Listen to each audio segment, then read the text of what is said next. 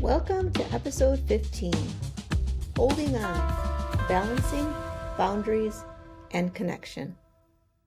I am a daughter of a narcissistic mother that often experienced a ton of guilt when navigating my relationship with her. Due to her manipulative and emotionally abusive tactics that she would always show only towards me as her only daughter among siblings. This guilt resulted from my mother's tendency to make me feel responsible for her happiness, her needs, and even her emotions. I would often feel guilty for setting boundaries, expressing my own needs, or even for experiencing joy or success, because she would perceive this as a threat to her. A mother-daughter relationship can be very complex, as it is with mine. Learning that she is driven by insecurity and the need to always be in control. This is a very sensitive subject for me, as I am still navigating this relationship and have distanced myself from her. This one relationship has been damaging and has altered my life immensely. As I have alluded to in a previous episode, I existed for the sole purpose to validate her. Just when I thought I was at a point and had forgiven her for her behavior towards me, she manages to squeeze in more hurtful commentary for her own pleasure. I have 2 sons and cannot even fathom treating them this way. Thankfully, I haven't repeated the cycle. However, the guilt is still very real for me. She always manages to make me feel guilty in one way or another. It's becoming less and less, thank God, though. It's a one day at a time kind of thing. Most days are good because of this distance. However, if I do not reach out to her at this point, she will not ever reach out to me. I've struggled with even wanting her in my life because of all the anxiety and stress it has caused. I find myself sacrificing my own needs in other relationships just to please others, and I know this is not healthy. Finding my voice naturally changes other relationships in my life. I say this not as a woe is me type of thing, because I am not a victim at all. Or at least, I don't feel like that way anymore, in the least. Growing up listening to someone always complaining is exhausting. If you are listening and this resonates, I know that you are strong, even though you may not feel that way right now. Baby steps and keep moving forward. Now, what is the connection between guilt and resilience based on my story? Guilt for me was used as a catalyst for change in the following ways. Number 1, awareness and reflection. My feelings of guilt stemming from the complex relationship with my mother has likely pushed me to reflect on my needs and boundaries. This self-awareness is the first step towards building resilience. Number 2, motivation to set boundaries. The discomfort of my guilt may have motivated me to establish clear boundaries with my mother. This action signified a shift from being solely reactive to becoming proactive in protecting my emotional well-being. Number 3, resilience in the face of emotional challenges. By setting boundaries, I faced the challenge of my mother withdrawing affection. Resilience was demonstrated in my ability to adapt to this new dynamic while maintaining my sense of self. Also, despite the emotional pain of feeling less loved, my resilience grew with my desire to keep my mother in my life. Slowly, I have learned how to endure and grow from difficult experiences.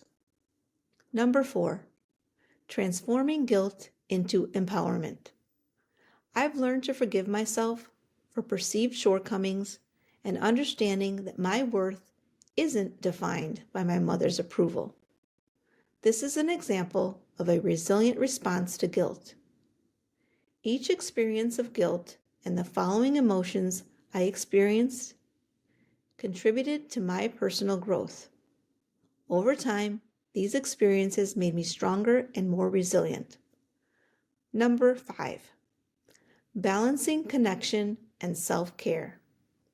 I think my story highlights the resilience needed to balance the desire for connection and the need for self-care. This delicate balance requires ongoing reflection and adjustment on my part. By recognizing how guilt has played a role in my journey towards resilience, I can appreciate the strength and growth that have emerged from these challenging experiences. I believe my story is a powerful example of how resilience can be nurtured even in the face of complex emotional dynamics. All these experiences with my mom have really triggered shame and guilt. And I wanted to talk to you a little bit about that. So, not only has the shame and guilt been a constant struggle for me, always struggling as well with this internal conflict to appease and to avoid conflict in other relationships, yet always feeling guilty for compromising my own needs and values. Having this repeated exposure to these situations leads to feelings of shame, making you always question your worth and abilities. Now, manifestation of anxiety is also one of those things that happens when dealing with such relationships. The fear and reactions to all these conflicts contributed to so much anxiety in my life.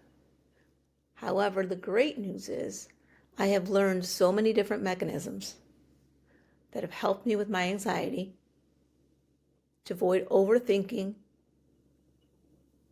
and to stop always seeking validation, just as she was with me. Because you can validate your own worth. You don't need another person for that.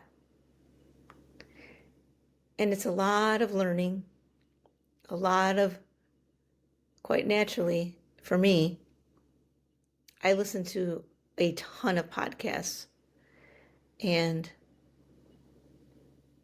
just in my own experience have learned so many things that I'm trying to share here with you all so that you can understand there are so many ways to help so that you can reach the point of feeling like you can overcome any challenge. So building resilience, little by little, taking steps such as setting boundaries, seeking therapy, and practicing self-care. Self-care is one of those things that, I don't know why, but some people used to view it as it's a bad thing if you think of yourself. I mean, honestly, when I think about it, I always thought it was a bad thing because my mother always thought of herself. And here I am, thinking it would be selfish to just think of myself. But in this situation, I had to heal myself and my mental health so that I can be better for others around me. It's important to understand the dynamics of that relationship. And now I'm getting to a point where I can break free from the cycle of guilt and shame. It still affects my life, don't get me wrong, but it helps developing new skills and understanding. And I'm here to encourage all of you that may be going through similar situations and trying to emphasize the importance of having self-compassion. And it's okay to learn and for you to look within. Because a lot of times when you're in a relationship, you focus more so on the other individual, on what they're doing in your opinion to be wrong or hurtful. However, it's important to always look within and see your responsibility in whatever relationship you're going through. Because taking accountability for your own actions is really all we have. So it's important to reflect on your own journey. That way it shapes you and your understanding of the guilt and resilience that you may be going through. I hope I continue to influence you positively. I hope you know that your life matters. And I hope you know that even though you may be hurt by some people in your life, you actually do need people in your life. That is one thing that I thought that, and I don't know if it was from the relationship with my mother, but I always felt like I was okay. I think it was a defense mechanism, actually, that I was okay being on my own because I didn't really trust other people. And that's okay if you want to be on your own doing things. However, as humans, we are shaped to be around other people. We yearn for other people, to develop a deep connection with others. It's actually necessary.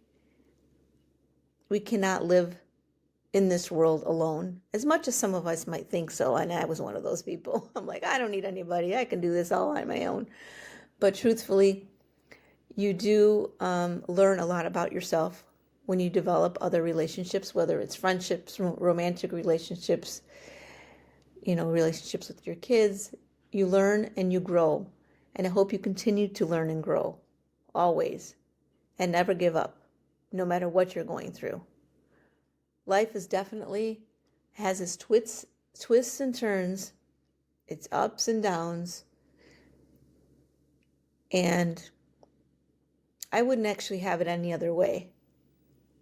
In order to grow, we need to go through some challenges. And I hope that we can all build resilience together. As we wrap up today's episode, I want to leave you with a message of hope and empowerment. Navigating relationships with complex dynamics, like those involving a narcissistic parent, can be incredibly challenging. It's a journey filled with emotional highs and lows, moments of doubt, and the ever-present shadow of guilt. But it's also a journey of strength, growth, and resilience. Remember, self-compassion is not a luxury, it's a necessity. It's about being kind to yourself, recognizing that you're doing your best in a difficult situation, and forgiving yourself for the moments you feel you fall short. Embrace your humanity and allow yourself the grace to learn and to grow. For those of you listening who are on a similar path, know that you are not alone, as I mentioned before. Each step taken towards understanding and setting boundaries and nurturing your emotional well-being is a testament to your resilience. You are building a life where you are not defined by the challenges you face, but by the strength you find within them. Please take heart in knowing that every moment of self-reflection, every boundary set, and every act of self-care is a brick in the foundation of a resilient life. You are well on your way to living a life that honors your needs and celebrates your strength. Thank you so much for joining me today. I hope our discussion has offered you some comfort and clarity. Please take care of yourself and remember, you are resilient. You are strong, and you are worthy of love and compassion. Until next time. With love and light, Sue.